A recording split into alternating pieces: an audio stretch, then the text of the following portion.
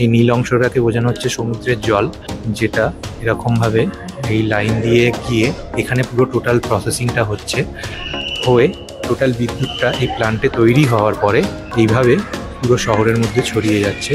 এখানে মোট 6টি কার্ভ এলসিডি প্যানেল রয়েছে, যার মাধ্যমে বায়ু দূষণ, জলদূষণ ও ভূমিক্ষয় সম্বন্ধে বিভিন্ন সামাজিক সচেতনতার বার্তা দেওয়া হয়েছে। এখানে প্রবেশ করে প্রথমেই চোখে পড়বে এই ফিউচারিস্টিক কার, যা হয়তো পরবর্তীকালে আমাদের বর্তমান ও ভবিষ্যতের মধ্যে একটা সংযোগ স্থাপন করবে। এটাও একটা ফিউচারিস্টিক গাড়ি, মানে আমরা এমন একটা এরপর ভবিষ্যতে ঢুকতে চলেছি যেখানে হয়তো আমাদের প্রধান যানবাহন মাধ্যম হয়তো এই ধরনের গাড়ি থাকবে। Welcome to the future. আজকের এই ভিডিওটা আমি ঠিক এই ক্যাপশনটা দিয়ে শুরু করছি, তার কারণ আমি এখন যেখানে দাঁড়িয়ে রয়েছি এটা কিন্তু একটা ফিউচারিস্টিক কলকাতাকে আপনাদের সাথে পরিচয় করাবে। আমি এখন বর্তমানে দাঁড়িয়ে রয়েছি ইকো পার্কে সদ্য ওপেন হওয়া, অর্থাৎ 2024-এর নভেম্বর মাসে ওপেন হওয়া সোলার ডোম। এটা কিন্তু কলকাতা তথা ভারতবর্ষের একমাত্র সোলার ডোম। আর এই যে আমার পিছনে যে এইটা দেখছেন, এটাই সোলার ডোম। এইখানে কিন্তু প্রায় 2000টারও বেশি প্যানেল রয়েছে, যা পুরোপুরি পরিচালিত হয় সৌরশক্তি দ্বারা, অর্থাৎ সোলার সিস্টেমে। তো এই যে এনার্জি সেভিংস, এই বিষয়গুলো এখানে আসলে আপনারা দেখতে পাবেন খুব সুন্দরভাবে রেপ্লিকার মাধ্যমে এখানে বোঝানো হয়েছে। তার সাথে সাথে আমাদের যে এই স্মার্ট সিটি কলকাতা আজ থেকে 25 বছর বা 50 বছর বাদে ঠিক এরকম আমাদের এই শহরটা দেখতে লাগতে পারে, সেগুলো আপনারা এখানে পাবেন। তার সাথে খুব ইম্পর্টেন্ট যে মেসেজগুলো এখানে দেওয়া হয়েছে, এই যে গ্লোবাল ওয়ার্মিং থেকে শুরু করে জলদূষণ, বায়ু দূষণ, এই বিষয়গুলোতেও খুব সুন্দরভাবে এখানে সচেতনতা দেওয়ার চেষ্টা করা হয়েছে। তো আজকের এই ভিডিওর মাধ্যমে আপনাদের এই সদ্য উদ্বোধন হওয়া সোলার ডোমের যাবতীয় তথ্য দেওয়ার চেষ্টা করব, এবং এখানে টোটাল 6 তলা বিশিষ্ট এই বিল্ডিংটায় কি কি রয়েছে এক একটা খুঁটিনাটি তথ্য আপনাদেরকে এই ভিডিওর মাধ্যমে দেওয়ার চেষ্টা করব। তাই অনুরোধ করবো আপনারা কিন্তু ভিডিওটা সম্পূর্ণ দেখবেন। আর অবশেষে যদি ভিডিওটা ভালো লাগে একটুখানি দয়া করে এই ভিডিওটাতে একটা লাইক করে দেবেন, আর এই চ্যানেলটাকেও সাবস্ক্রাইব করে রাখতে পারেন এরকম আগামী দিনে আরও ভিডিওর নোটিফিকেশন আপনাদের মোবাইলে পাওয়ার জন্য। তো চলুন শুরু করা যাক আজকের ভিডিও। প্রথমেই বলি, আমি এখন দাঁড়িয়ে রয়েছি বর্তমানে ইকো পার্কে। আর ইকো পার্কে কীভাবে আসতে হবে সেটা আর আমি এই ভিডিওর মধ্যে বিস্তারিতভাবে বলছি না, তার কারণ আপনারা আপনাদের লোকেশন থেকে ইকো পার্কগামী যে কোনো বাস বা যে ট্রান্সপোর্টের মাধ্যমেই হোক ইকো পার্কে চলে আসুন। মেন যেটা বলার, ইকো পার্কে এসে যেহেতু অনেক বড় এই এরিয়াটা, তো 3 নম্বর গেট দিয়ে কিন্তু আপনারা ঢুকবেন। 3 নম্বর গেট দিয়ে ঢুকলেই কিন্তু এটা একদম অনায়াসে এখানে আপনারা পৌঁছে যেতে পারবেন। যেহেতু এই সোলার ডোমের অবস্থানটা ইকো পার্কের একদম ভেতরে, তাই সবার প্রথম আপনাদের ইকো পার্কের 3 নম্বর গেটের টিকিট কাউন্টার থেকে ইকো পার্কে ঢোকার টিকিট সংগ্রহ করে নিতে হবে। এখানকার টিকিট মূল্য 30 টাকা জন পিছু, আর 3 বছরের নিচের বয়সের বাচ্চাদের কিন্তু এখানে ঢোকার জন্য কোনো টিকিট লাগে না। এই ইকো পার্ক খোলা বন্ধের বর্তমান সময় হলো সকাল 11টা থেকে সন্ধ্যে 7:30 অবধি। তবে সন্ধ্যে 7টায় টিকিট কাউন্টার বন্ধ হয়ে যায়, এবং সোমবার কিন্তু পূর্ণ দিবস বন্ধ থাকে এই ইকো পার্ক। আর এই সময়সূচি কিন্তু আপাতত 28শে ফেব্রুয়ারি 2025 অবধি বলবৎ থাকবে। তারপরে কিছু পরিবর্তন আসলেও আসতে পারে। টিকিট কাউন্টারের ঠিক পাশেই কিন্তু বিশাল বড় পার্কিং জোন রয়েছে, যেখানে 4 হুইলারের জন্য 50 টাকা, 2 হুইলারের জন্য 20 টাকা, এবং স্কুল বাস ছাড়া আদার্স যে কোনো বাস বা মিনি বাসের জন্য কিন্তু 100 টাকা পার্কিং ফি লাগে। আর এই পার্কিং ফি দিয়ে আপনারা 6 ঘন্টার জন্য আপনাদের গাড়ি এখানে রাখতে পারবেন। আচ্ছা, যারা এই ইকো পার্কে সোলার ডোম দেখতে আসবেন ভাবছেন, তাদের উদ্দেশ্যে বলবো, পারলে হাতে একটু বেশি সময় নিয়ে আসবেন, তাহলে এই ইকো পার্কেই অবস্থিত জাপানিজ ফরেস্টও কিন্তু ঘুরে দেখতে পারবেন। এই জাপানিজ ফরেস্টের উপরেই কিন্তু আমাদের আগের ভিডিওটা ছিল। যারা এখনো ভিডিওটা দেখেননি তাদের জন্য উপরে আই বাটনে এবং ডেসক্রিপশনেও লিংক দেওয়া রইল, পারলে একবার দেখে নিতে পারেন। প্রবেশ করে গেছি ইকো পার্কের ভিতরে, আর আপনারাও এখানে আসলে এই নেভিগেশন ম্যাপটা একবার ফলো করে নিতে পারেন। তার কারণ বিশাল বড় এরিয়া তো এটা, তাই কোথায় কি আছে খুব সহজেই কিন্তু এই ম্যাপটা দেখলে বুঝতে সুবিধা হবে আপনাদের। বর্তমান সময় ভ্রমণ পিপাসু মানুষদের জন্য এই ইকো পার্ক যে কতটা জনপ্রিয় তা এখানকার ভিড়টা দেখলেই খুব সহজে বোঝা যায়। প্রত্যেক দিন এই ইকো পার্ক নিজেকে নতুন নতুন রূপে সাজিয়ে তুলছে তার দর্শকদের জন্য, আর এই কৃতিত্বটা কিন্তু প্রাপ্য হিটকোর, যারা এই ইকো পার্ক পরিচালনার দায়িত্বে রয়েছেন। কথা বলতে বলতে চলে এলাম আমাদের আজকের গন্তব্যে, অর্থাৎ ভারতের সর্বপ্রথম সৌর গম্বুজ বা সোলার ডোমে। বিশ্ব উষ্ণায়নে যখন গোটা পৃথিবীর নাজেহাল অবস্থা, উষ্ণতা এমনকি হিমালয়ের বরফও গলতে শুরু করেছে, ঠিক সেই সময়েই বিকল্প শক্তিকে ব্যবহার করে গড়ে তোলা হয়েছে ইকো পার্কের এই সোলার ডোমটি, যা নিঃসন্দেহে পরবর্তীকালে গোটা বিশ্বকে এক নতুন আশার আলো দেখাবে। এই মিউজিয়ামটি সপ্তাহে সোমবার বাদ দিয়ে বাকি প্রতিদিন গরমকালে সকাল 11টা থেকে সন্ধ্যে 7:30 অবধি এবং শীতকালে সকাল 11টা থেকে সন্ধ্যে 7টা অবধি খোলা থাকে। আর টিকিট কাউন্টার বন্ধ হয়ে যায় মিউজিয়াম বন্ধ হওয়ার ঠিক আধ ঘন্টা আগে। এখানকার টিকিট মূল্য 3 বছর বয়স বা তার ঊর্ধ্বে জনপিছু 200 টাকা। তবে স্টুডেন্টদের জন্য বিশেষ কিছু ছাড় রয়েছে। যদি তারা স্কুল গ্রুপে আসেন সেক্ষেত্রে এই টিকিট মূল্য হয়ে যাবে জনপিছু 100 টাকা। ইকো পার্কের প্রায় 3 একর জায়গার উপর তৈরি এই সোলার ডোমের নির্মাণ কার্য 2019 সালে শুরু হয়েছিল এবং 2024 সালের নভেম্বর মাসে এটি সর্বসাধারণের জন্য খুলে দেওয়া হয়। বিশাল আকার এই সৌর গম্বুজটির উচ্চতা প্রায় 27 মিটার এবং ব্যাস প্রায় 45 মিটার। এর ভিতরে প্রবেশ করে বাঁদিকে টিকিট কাউন্টার ও ডান দিকে ব্যাগ রাখার জায়গা পেয়ে যাবেন। আসুন এবার প্রবেশ করা যাক ভিতরে। ভিতরে প্রবেশ করে প্রথমেই বাঁদিকে এই 6 তলা বিশিষ্ট গম্বুজটির কোন ফ্লোরে কি কি রয়েছে তার পুরো একটা ডিটেলস আপনারা পেয়ে যাবেন।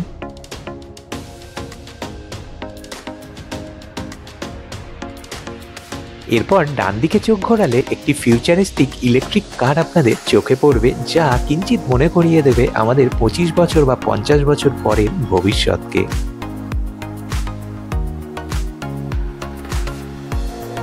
এই মিউজিয়ামের আরও একটি বৈশিষ্ট্য হচ্ছে, যদি আপনারা মনে করেন তাহলে এই রোবটগুলোকেও সঙ্গী বানিয়ে তাদের সাথেও এই মিউজিয়ামটি কিন্তু ঘুরে দেখতে পারেন। তবে সেক্ষেত্রে রোবট ভাড়া বাবদ আপনাদেরকে আরও 100 টাকা পেমেন্ট করতে হবে, অর্থাৎ 200 টাকা মিউজিয়ামে ঢোকার টিকিট এবং 100 টাকা এই রোবট ভাড়া। তবে বলে রাখা ভালো, এই রোবটের সাথে কিন্তু আবার ভাববেন না যে পুরো মিউজিয়াম আপনারা ঘুরতে পারবেন।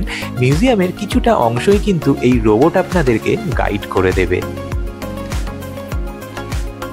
এর ঠিক পাশেই রয়েছে হিস্ট্রি অফ এনার্জি গ্যালারি, অর্থাৎ শক্তির বিবর্তনের ইতিহাস আপনারা এখান থেকে পেয়ে যাবেন। আদিম যুগে উষ্ণতা ও আলোর উৎস হিসাবে বা হিংস্র পশুর হাত থেকে বাঁচার জন্য বা ধারালো অস্ত্র তৈরির কাজে আগুন জ্বালানোর মাধ্যমে আমরা যে প্রাকৃতিক শক্তি ব্যবহার শুরু করে দিয়েছিলাম, সেখান থেকে আজকে সৌরশক্তি ব্যবহারের ফলে বিভিন্ন প্রযুক্তিগত উন্নতি সাধন, এই যে শক্তির মহাবিবর্তন, তারই কিন্তু পুঙ্খানুপুঙ্খ তথ্য আপনারা এখানে পেয়ে যাবেন।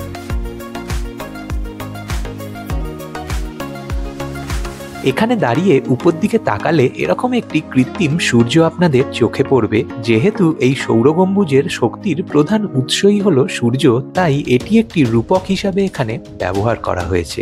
এতক্ষণ আপনারা দেখছিলেন সামনের দিকটা, আসুন এবার প্রবেশ করা যাক L0 গ্যালারিতে। এখানে প্রবেশের মুখেই আপনাদের স্বাগত জানানোর জন্য একটি ছোট্ট রোবট দেখতে পাবেন এবং তার সাথে একটি শুভেচ্ছা বার্তাও।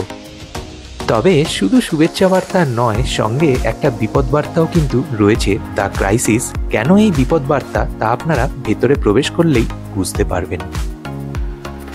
ভেতরে প্রবেশ করেই এরকম একটা সোলার ডোমের যে রেপ্লিকা, সেটা আপনারা এখানে দেখতে পাবেন।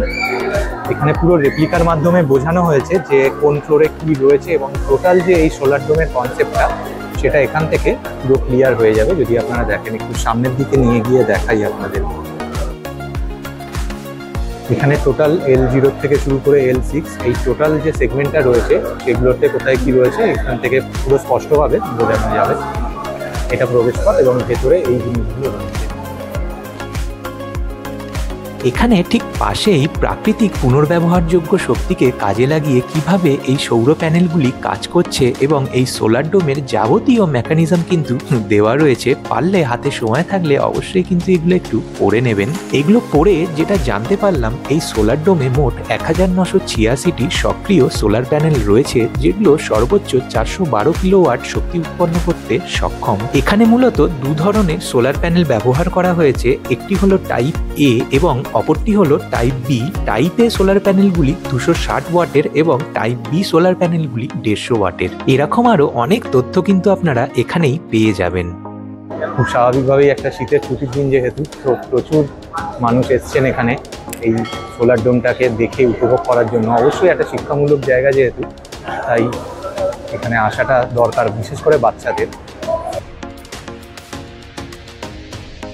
এই যে টোটাল পৃথিবীর যে গ্লোবাল ওয়ার্মিংয়ের ফলে যে ক্ষতিটা হচ্ছে পৃথিবীর, এখানে খুব সুন্দরভাবে এটা দেখানো হয়েছে যেখানে থেকে যাতে সাধারণ মানুষ আমরা যাতে একটু হলেও সচেতনতাটা আমাদের মধ্যে বৃদ্ধি পায়।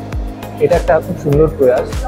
দেখুন এখানে সমস্ত কিছু বোঝানো হয়েছে যে কীভাবে গ্লোবাল ওয়ার্মিংটা এফেক্ট ফেলছে, কীভাবে বায়ুমণ্ডল দূষিত হচ্ছে দিনের পর দিন।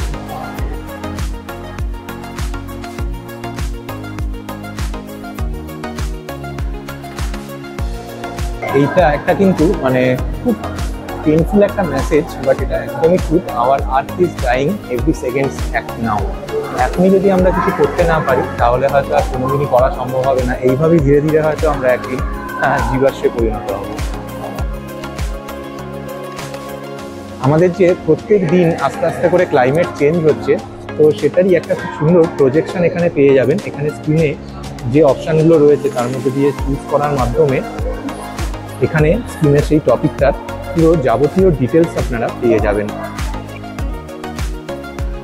এই জায়গাটাতেও দ্য বার্নিং আর্থ, মানে এই যে ক্লাইমেট চেঞ্জের ফলে যে জলবায়ু পরিবর্তন হচ্ছে এবং তার ফলে 2022 সালে জুন জুলাই মাস যে পৃথিবীর উষ্ণতম দিন ছিল সেটারও একটা এখানে রেপ্লিকার মাধ্যমে বোঝানো হয়েছে টেম্পারেচার কত ছিল এবং কীভাবে আমাদের যে টোটাল এনভায়রনমেন্টটা চেঞ্জ হয়ে যাচ্ছে, টোটালটাই কিন্তু প্রজেকশনের মাধ্যমে বোঝানো হচ্ছে। আর এটাই হচ্ছে এখানকার বিশেষত্ব যে এই যে পুরো প্যানেলগুলো চলছে এগুলো কিন্তু কোনো ইলেকট্রিসিটি ব্যবহার করা হয়নি, পুরোটাই কিন্তু সোলার প্যানেল অর্থাৎ সৌরশক্তির মাধ্যমেই পুরো জিনিসগুলো অপারেট হচ্ছে, যা একদমই পরিবেশ বান্ধব। আর ঠিক এরকম সামনে এরকম এলইডি প্যানেলের মধ্যে দিয়ে আপনাদেরকে প্রবেশ করতে হবে।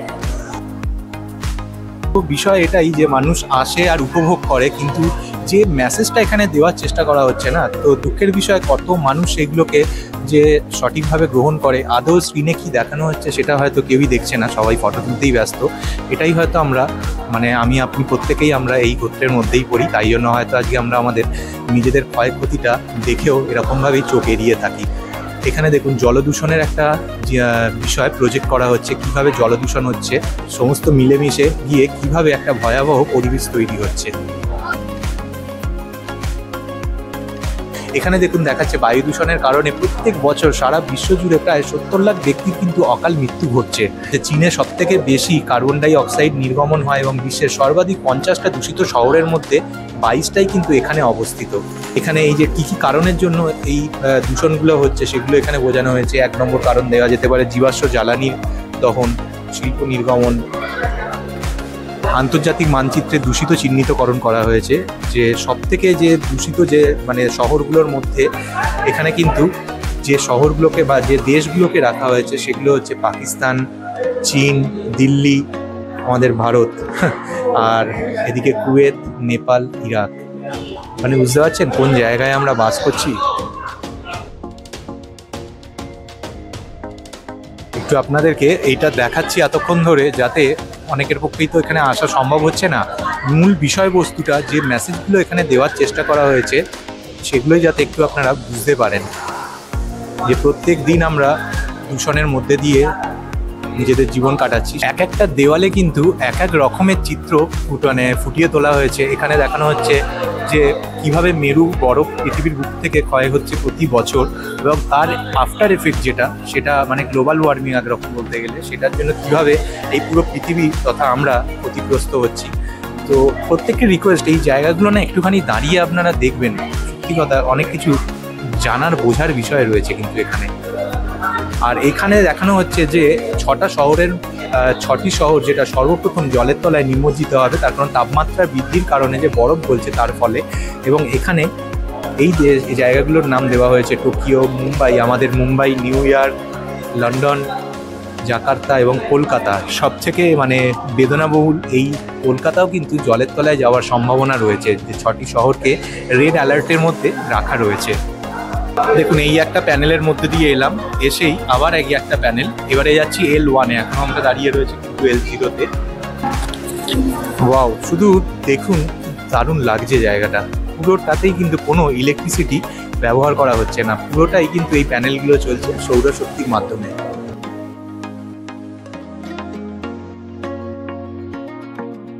মাথা ঘুরছে যেন এখানে দাঁড়িয়ে মনে হচ্ছে।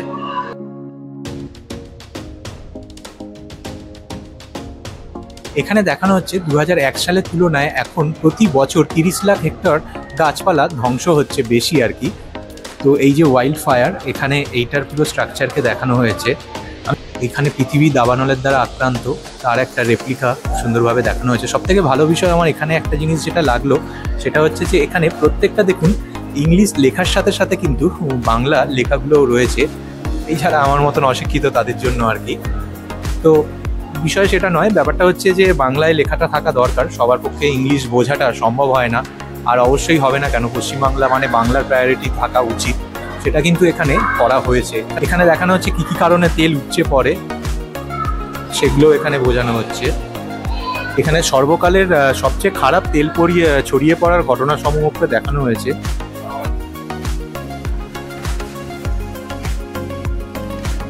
এই প্যানেল থেকে আমরা বেরোলাম, বেরিয়ে এই ওয়াল, আর ঠিক এই প্যানেলের পাশেই রয়েছে এরকম আরেকটা প্যানেল, মানে প্রত্যেকটা প্যানেলের মধ্যে দিয়ে পাস করতে হবে। আর প্রত্যেকটা প্যানেলেই সমুদ্র দূষণ থেকে শুরু করে জল আবহাওয়া দূষণ সমস্ত কিছুকেই এরকমভাবে খুব সুন্দরভাবে বোঝানো হচ্ছে। চলে এলাম আরো একটা প্যানেলে।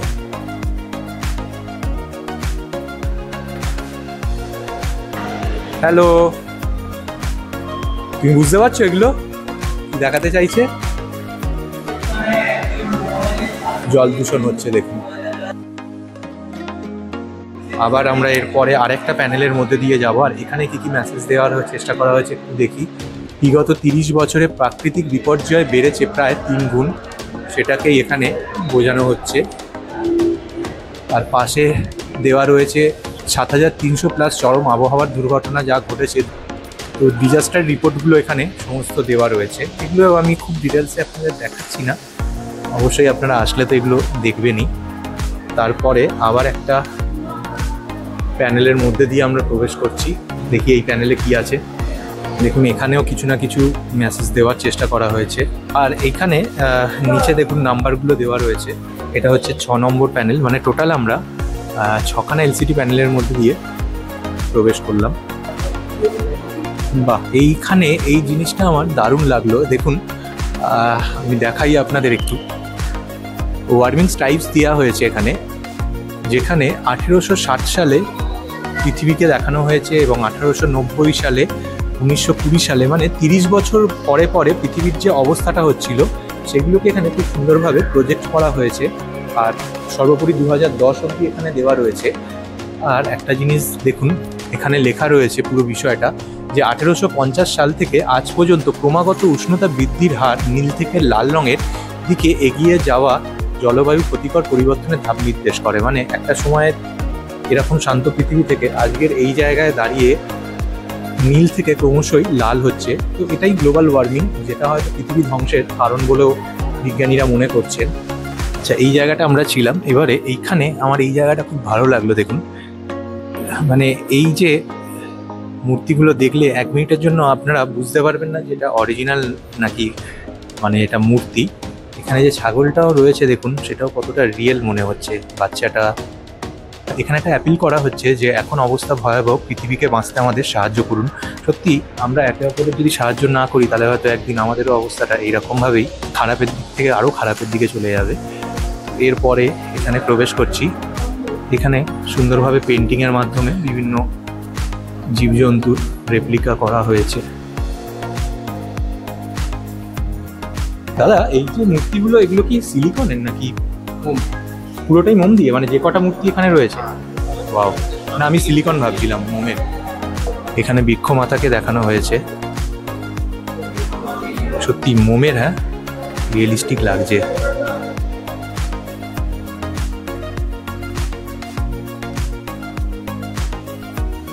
আর এই জায়গাটাতে বিভিন্ন যে মানে বিলুপ্ত প্রায় যে প্রাণীরা, জলজ প্রাণী এবং যেগুলো আস্তে আস্তে বিলুপ্তির দিকে রয়েছে সেই সমস্ত প্রাণীদের স্কাল্পচার এখানে দেওয়া হয়েছে। যেমন এটা ইন্ডিয়ান এলিফ্যান্ট, এটা হলো দ্য জায়ান্ট মোয়া। বাবা, ভীষণ বড়।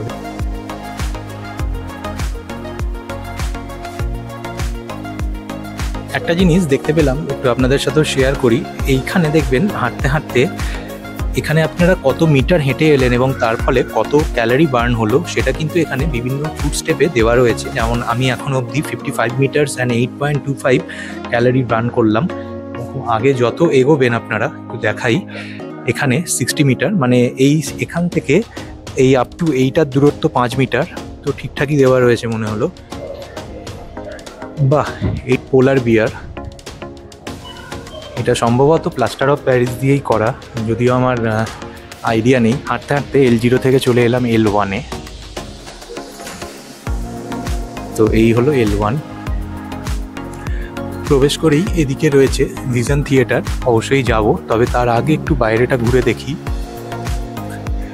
এখানে প্রথমেই রয়েছে সিভি রামনের father of the Indian physics, তার একটি প্রতিকৃতি এখানে রাখা রয়েছে।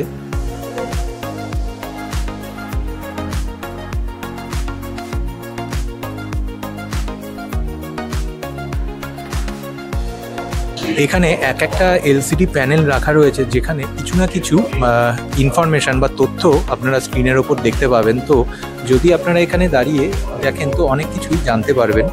আমি একটুখানি জাস্ট একটা গ্লিমস আপনাদেরকে দেখাচ্ছি। সব ধরনের ইনফরমেশান আপনারা এখান থেকে গ্যাদার করতে পারবেন। আর তার সাথে এখানে অডিও ভিজুয়াল, মানে এটা একটা অডিও ভিজুয়াল রাউন্ড, সত্যি ভালো লাগবে।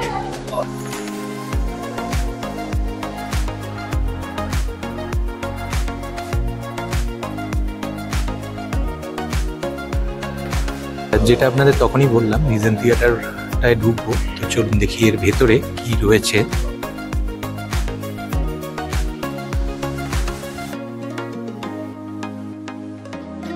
যেহেতু এটাও একটা অডিও ভিজুয়াল সেকশন, তাই এই সিটে বসে আপনারা স্ক্রিনের মাধ্যমে অনেক বিষয়ের তথ্য জেনে নিতে পারবেন। ব্যাকগ্রাউন্ড ভয়েসটা আমাকে মিউট করতে হলো যাতে না কপিরাইট এসে যায়।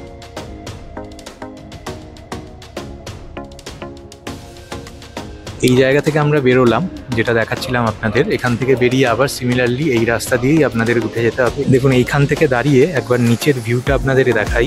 এই জায়গা থেকে আমরা প্রবেশ করেছিলাম। আচ্ছা, দাঁড়িয়ে রয়েছি L2-র কাছে। প্রথমেই ঢুকে Michael Faraday, father of electricity, তো ওনার একটি মূর্তি রাখা রয়েছে।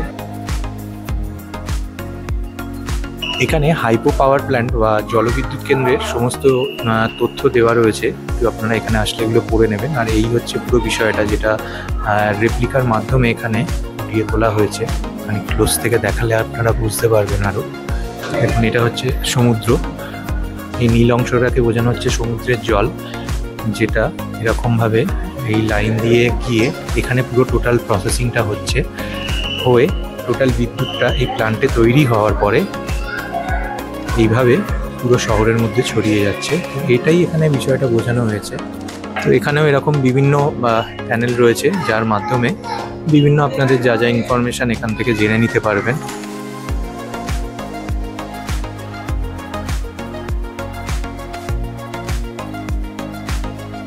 এই হচ্ছে ভেতর দিকটা।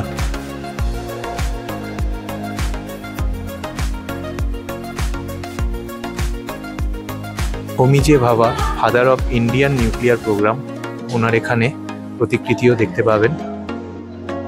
আসুন ভেতর দিকটা এবার যাওয়া যাক।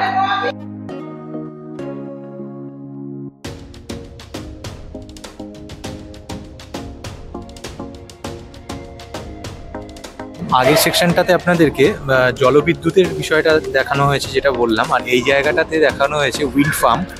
তো বায়ুকে কীভাবে ব্যবহার করে বিদ্যুৎ তৈরি করা হচ্ছে সেটার একটা টোটাল সুন্দর রেপ্লিকা এই জায়গাটাতে পেয়ে যাবেন। আর তার সাথে যেহেতু অডিও ভিজুয়াল, তাই এখানে ভিডিও তো পাবেনই, প্লাস অডিও পাবেন। দেখি আরও সামনের দিকে অনেক কিছু রয়েছে।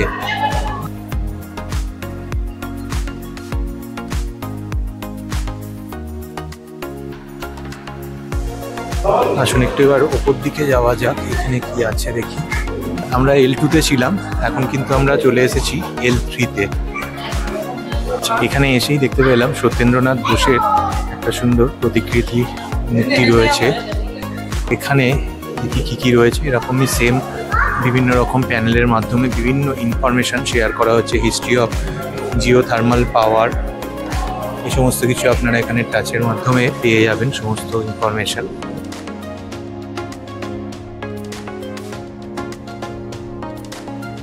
এখানে geothermal global potential versus install capacity যেটা সেটাকে ট্যালি করানো হয়েছে।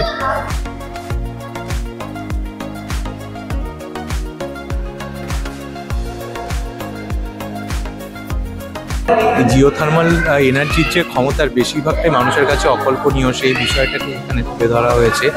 আর জিওথার্মাল পাওয়ারের সোর্স হচ্ছে, যেটা এখানে বলছে, ভূগর্ভের থাকা জিওথার্মাল এনার্জি পাওয়ার মানুষের অভ্যন্তরীণ শক্তির কথা মনে করায়। তো এখানে এই গ্যালারিটা পুরোটাই হচ্ছে জিওথার্মাল গ্যালারি।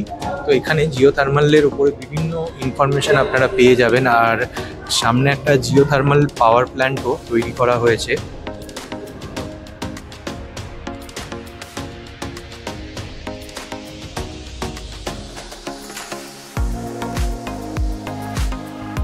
আর এখানে অডিও ভিজুয়ালাইজের মাধ্যমে জিওথার্মাল প্ল্যান্ট কিভাবে কাজ করে তার মেকানিজম এখানে দেখানো হয়েছে।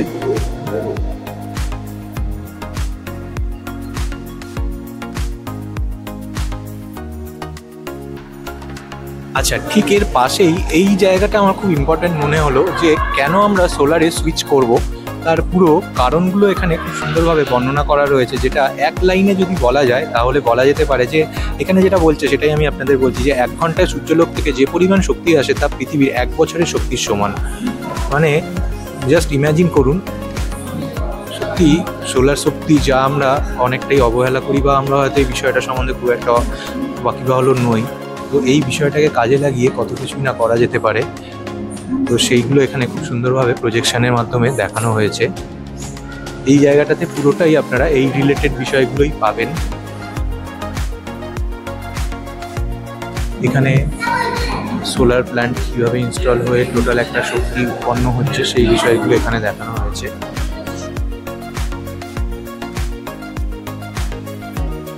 এখানেও স্ক্রিনের মাধ্যমে এই বিষয়গুলোকেই বিভিন্ন পার্টে পার্টে দেখানো হচ্ছে।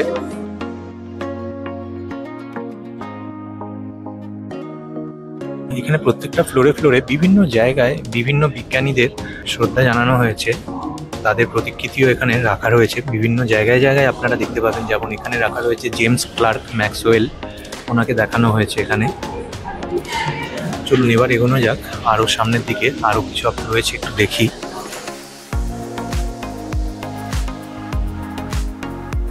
L3 পরে এখন দাঁড়িয়ে রয়েছি L4 এর সামনে। আর এখানে প্রথমেই ঢুকে যেটা চোখে পড়ল, অ্যালবার্ট আইনস্টাইন, যাকে ফাদার অফ মডার্ন ফিজিক্স বলা হয়, তার একটি সুন্দর প্রতিকৃতি রয়েছে এবং অনেকে দাঁড়িয়ে এখানে ফটোও তুলছেন।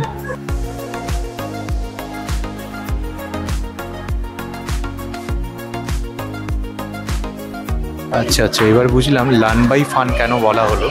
এখানে অনেক কিছুই মজার বিষয় চোখে পড়বে, যেমন এখানে দেখতে পাচ্ছেন খরগোশ কালে হাত দিয়ে বসে রয়েছে। এটা কুইজ সেকশন রয়েছে, এখানে আপনারা চাইলে নিজেদের আইকিউ লেভেল চেক করার জন্য কুইজ করতে পারেন। আমার আইকিউ লেভেল তো একদমই কম, তাই আমি আর এটা ট্রাই করলাম না। চলুন এবার, আর এখানে এটা কিভাবে অপারেট করবেন তার সমস্ত ডিটেলসও দেওয়া রয়েছে, তো দেখে ট্রাই করতে পারেন। এটা কি আছে টার্গেটটা দাদা? আচ্ছা আচ্ছা আচ্ছা, মোটর বিল্ড আপ না? ওকে ওকে ওকে, ফাইন। আচ্ছা, এখন দাঁড়িয়ে রয়েছি L5-এ, আর এই গ্যালারিটার নাম দেওয়া হয়েছে সিটি অ্যান্ড বিয়ন্ড। আর এই গ্যালারিটা ডেডিকেট করা হয়েছে স্টিভ জবসকে, যিনি হলেন ফাদার অফ ডিজিটাল রেভলিউশন। এই হলেন স্টিভ জবস। এখানে ঢোকার প্রথমেই রয়েছে আসুন শক্তির সঞ্চয় করি এবং স্মার্ট শহরগুলির সাথে গড়ে তুলি একটি উজ্জ্বল ভবিষ্যৎ। তো এই হচ্ছে টোটাল গ্যালারিটা। গ্যালারির আশেপাশেই এই স্মার্ট সিটিকে উদ্দেশ্য করে বিভিন্ন বিষয়বস্তু এখানে বলা হয়েছে। গ্রিন এনার্জি, উইন্ড পাওয়ার, solar energy, biofuel, electro charger, এইরকম বিভিন্ন ধরনের যে জিনিসগুলো গ্রিন এনার্জি অর্থাৎ পরিবেশ বান্ধব, সেগুলোকে এখানে খুব সুন্দরভাবে বোঝানো হয়েছে। আর এই দিকটাতে একটা গ্যালারি রয়েছে।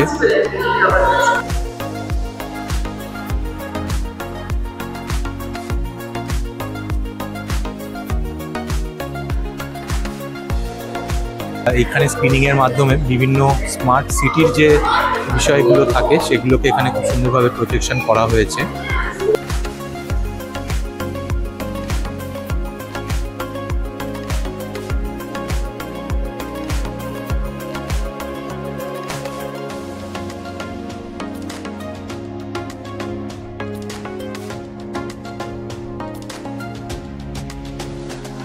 এখানে স্মার্ট সিটিজের ভিডিওস রয়েছে এবং তার বেনিফিট আর ফিচার্সগুলো বলা হয়েছে।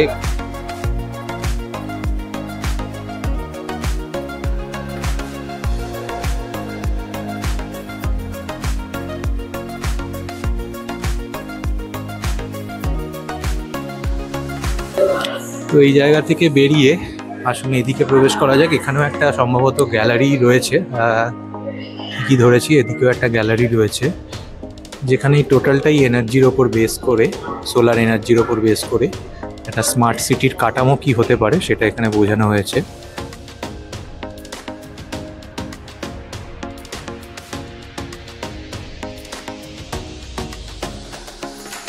আর L5-এর পর এইটা ঠিক এর ওপরের সেকশনটা, এখানে একটা ফুড কোর্ট রয়েছে। তো যদি খিদে পায়, অবশ্যই খিদে পাবে, তো এখানে আপনারা খেয়েও নিতে পারেন। তবে না, ফুড কোর্টের আগে এই হচ্ছে ওপরে L6 গ্যালারি। L5-এর পর L5-এর পর এই সোজা যাচ্ছে L6 গ্যালারি, আর এই দিকটা রয়েছে ফুড কোর্ট। আর এই গ্যালারিটার নাম দেওয়া হয়েছে ফিউচার রেডি, যেটা ইলিয়ন মাস্ক, ফাদার অফ টেকনোলজি, ওনাকে ডেডিকেট করা হয়েছে। এখানে প্রথমেই ঢুকে এয়ারবর্ন উইন্ড টারবাইন এই বিষয়টাকে পুরো বোঝানো হয়েছে এখানে। এই হলো ফিউচার সিটি, মানে আমাদের এই কলকাতা শহর আজ থেকে 25 বছর বা 50 বছর বাদে ঠিক কীরকম লাগতে পারে তার একটা ডায়াগ্রাম এখানে খুব সুন্দরভাবে দেখানো হয়েছে। আসুন দেখাই আপনাদের।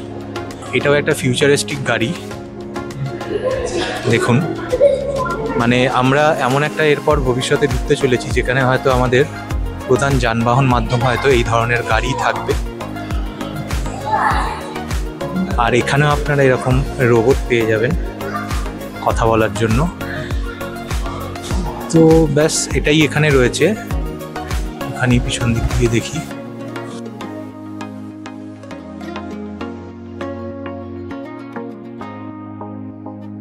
এই হলো গাড়িটার চারদিকটা, যেটা আপনাদের একটু দেখানোর চেষ্টা করলাম। সুন্দর লাগছে দেখতে।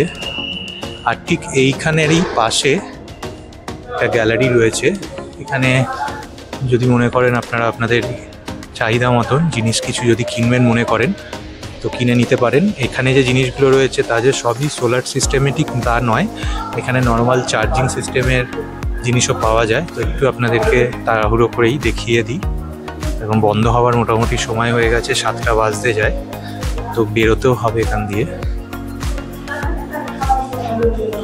আর এই জিনিসগুলো নট ফর সেল, এগুলো এখানে জাস্ট প্রদর্শনী পারপাস রাখা রয়েছে। আর এইদিকেও এরকম বিভিন্ন বাচ্চাদের খেলনা থেকে শুরু করে যাবতীয় জিনিসপত্র রাখা রয়েছে। তো যদি মনে হয় এখান থেকে আপনারা কিছু কেনাকাটাও করে নিতে পারেন। যেহেতু আমি নিচ্ছি না এখান দিয়ে কিছু, তাই আর দামগুলো জিজ্ঞেস করছি না। অনেক কিছু রয়েছে এখানে দেখছি।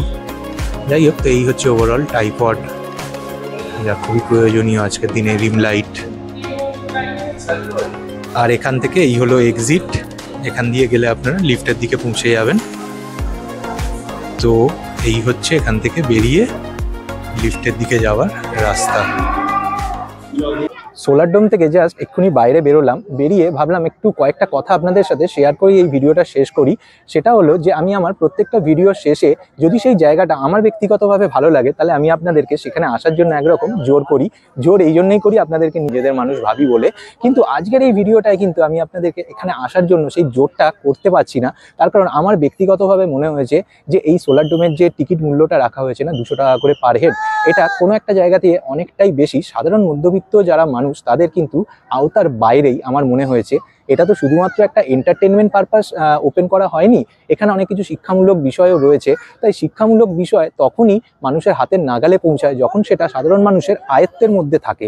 তো এই 200 টাকা করে টিকিট মূল্য আপনারা নিজেরাই ভেবে দেখুন, তো একটা সাধারণ মধ্যবিত্ত পরিবারের মানুষ যদি একজন বাবা মা তার 2 ছেলে মেয়েকে নিয়ে আসেন, তো 4 জনের, আর যদি ছেলে মেয়ের বয়স 3 বছরের ঊর্ধ্বে হয় তাহলে সেক্ষেত্রে 4 জনের 800 টাকা এখানে ঢোকার জন্য মূল্য দিতে হবে। এবং ইকো পার্কে ঢোকার জন্য 30 টাকা করে, 4 জনের 120 টাকা, 920 টাকা শুধুমাত্র ইকো পার্কে ঢুকে সোলার ডোম দেখে বেরিয়ে যাওয়া, এর সাথে তো খাওয়া দাওয়া রয়েছে, যে ট্রান্সপোর্টে তারা আসবেন সেগুলোর খরচা জুড়লে এই অ্যামাউন্টটা প্রায় কিছু না হলেও 1,500-2,000-এ পৌঁছে যায়।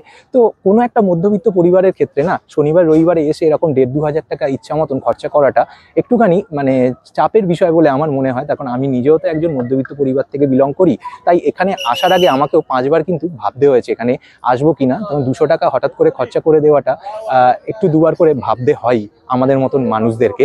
তাই এবারে আপনারা ভেবে দেখুন, যদি আপনারা মনে করেন এখানে আসবেন। হ্যাঁ, অবশ্যই অনেক কিছু দেখার রয়েছে, শেখার রয়েছে, এটা বলবো। তবে এখানে আসবেন কি আসবেন না সেটা পুরোপুরি আপনাদের ব্যক্তিগত ডিসিশন।